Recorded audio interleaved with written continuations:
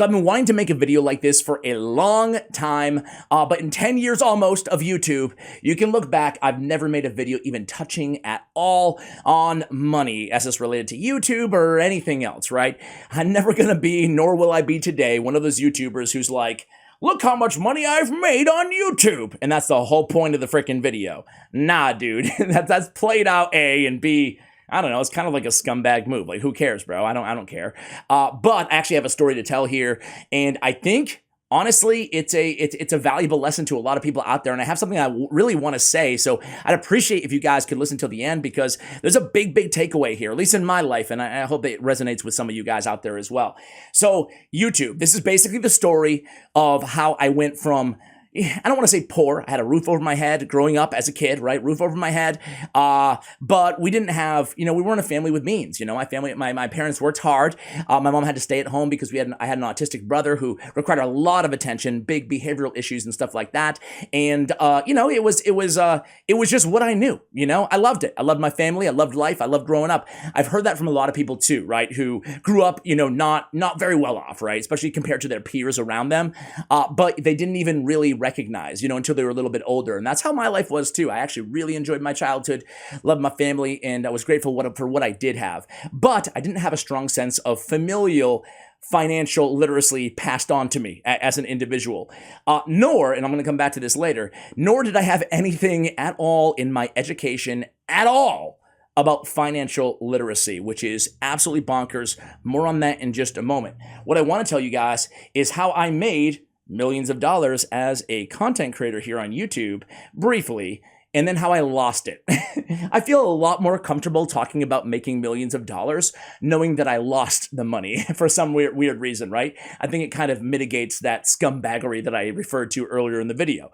But I want to tell you guys how I lost the money, and it was a massive issue for me personally, which I think I'm still trying to get over. So I'm going to do the douchebag thing, and I'm going to show you the lifetime of Clash Royale. So this is Clash with Ash channel, $791,000. Sounds like a lot of money. It is a lot of money, but keep in mind that's before taxes, A, and that's over the lifespan of almost a 10-year channel, B, right? Now, granted, most of my money made on YouTube came from sponsorships, right? Came from sponsorships. I think YouTubers say this all the time, but those ads that you guys put up with, which we really do appreciate, they're significantly more than what you'd make usually in one ad off of a whole month of YouTube revenue, especially in Supercell games, excluding creator codes and stuff like that, because in Supercell games, the CPMs aren't that crazy, the audience is generally a little bit younger and not all like focused on, the wealthiest regions in terms of RPMs, CPMs, and YouTube in the back end, etc. So we rely heavily on sponsorships and stuff like that.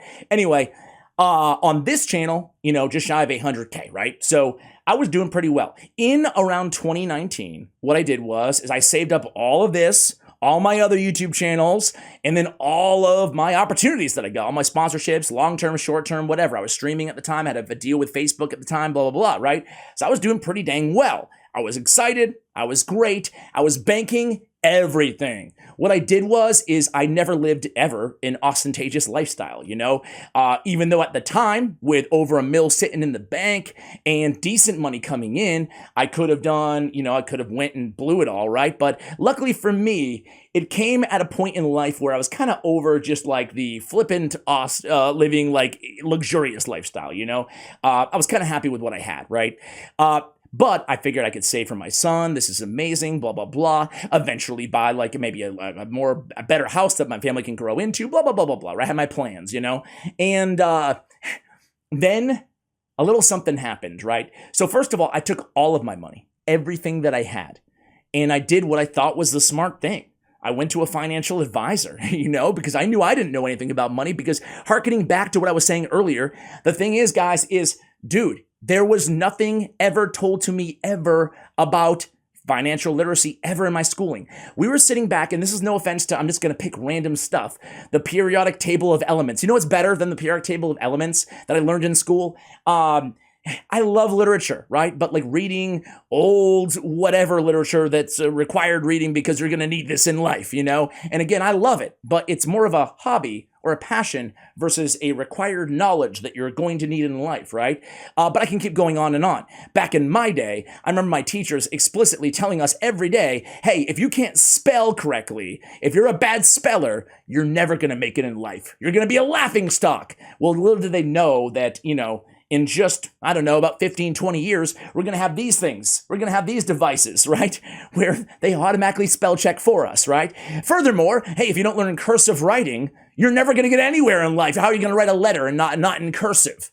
Half the viewers probably don't know what cursive is anymore, right? I guess what I'm trying to say is our education system, at least in America, I can't speak for the entire world, but my hunch is pretty similar in a lot of areas, is they focus they're very bad at predicting the future, right? Like right now, I'm sure kids nowadays are learning about a bunch of things that AI are going to make totally irrelevant. Are all of those things worth learning? Probably not. Are some? Probably so. The whole thing is I never understood. And I hope things are different by the time that my kiddo gets to, you know, that age, which is fastly approaching. But like, dude, how about you learn how to be good with finances, right? How about that? That's kind of important, no? Come on, man. What's up with the education system? Anyway, I didn't know what the hell I was doing, so I thought I was doing the smart thing, and I hired a financial advisor. My financial advisor was actually a good guy, trustworthy dude. Everything was cool, but he did advise me, and this is what you kind of come across sometimes with financial advisors. He had me throw all of my money into the same mutual fund, essentially. Now, anybody watching with any financial literacy will be like, what? Everything in one mutual fund? Yeah, everything in a Vanguard mutual fund, everything I had. There was no diversification, nothing. No loss mitigation, nothing. There was no savings, there was nothing. All my money was just sitting there, you know? And I have another problem, and this is what I wanted to share with a lot of you guys, right? My other problem is I'm a very emotional person when it comes to money. So what are we looking at right here, guys? We are looking at a little timeline of the stock market, right? This is U.S. stock market. In the time of COVID-19 is the blue, right? Compared to the dot-com crisis, which is green. Okay, you can see that there. And then the subprime crisis, right? Which you can see is yellow. Look at COVID-19, right? Very, very, very, very big decline. And you know what your boy did, you know? Well, I'm sure you can guess at this point. Right around over here. What did I do? Well, I don't have to remind you guys, but maybe I do have to remind you guys, because right now we say COVID-19, and I mean, if you're anything like me, you think like, okay, please don't even talk about COVID right now. I don't even care. I don't want to hear about it, whatever. But because it's charged emotionally, politically, everything, right? And I'm just like, I don't know, over it, which is stupid to say. I don't mean to be flippant about it, but you know what I'm saying, right? So, but I am very emotional, and my guy should have known this, because I told him, and it's not his fault. Ultimately, it's absolutely my fault. But what did I do? A, is I didn't diversify anything that I made, right? And B, what did I do? Is I pulled all of my money right at the lowest low. My whole life savings. I lost over $1 million. I went from being pretty well off to back to close to living kind of paycheck to paycheck. Not quite that bad at the time compared to where I was, but it wasn't that far off either, you know? And furthermore, I had a kiddo, you know? New baby. It was like 2 at the time or whatever. And I'm like, great, here I am supporting my channel on mobile games on a YouTube channel, and I what an idiot I am, right? Because guess what happened right afterwards? It went right back up. Because guess what? Stock market pretty much always wins, you know? The trick is there's no trick. You just keep it in there. You just keep it in there, you know? Especially you don't sell when it's low. To my defense, and this is not a strong defense, it's a crappy defense, but it is a defense nonetheless, is what I did is before COVID-19, you guys can put yourself in those shoes, right? Before COVID, or right when COVID was starting. I just remember the day I pulled was right around when they canceled the NBA, right? Basketball, professional basketball, and then everything else followed. Everything was canceled, right? All the seasons were canceled.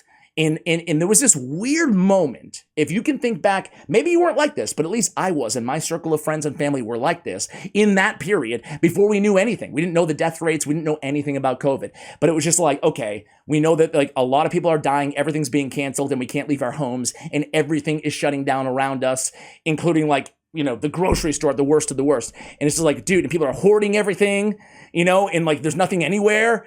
And I remember being like, oh my God, you know, first and foremost, scared for my son, scared for my family, you know, and then after that, it's just like, wait a second, scared for everything. Not my career. Luckily, I could still make YouTube videos, didn't have to require being around anybody at all for that.